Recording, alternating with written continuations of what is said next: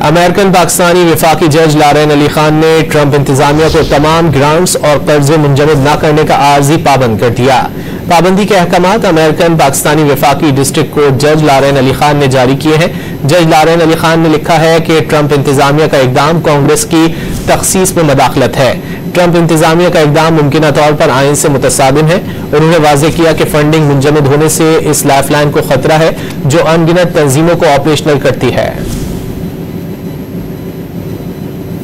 पाबंदी के अहकामात अमेरिकन पाकिस्तानी वफाकी डिस्ट्रिक्ट कोर्ट जज लारेन अली खान ने जारी किए हैं। जज लारेन अली खान ने लिखा है कि ट्रंप इंतजामिया का इकदाम कांग्रेस की तखसीस में मदाखलत है। ट्रंप इंतजामिया का इकदाम मुमकिना तौर पर आइन से मुतसादिम है। उन्होंने वाज़ेह किया कि फंडिंग मुंजमद होने से इस लाइफलाइन को खतरा है जो अनगिनत तंजीमों को ऑपरेशनल करती है।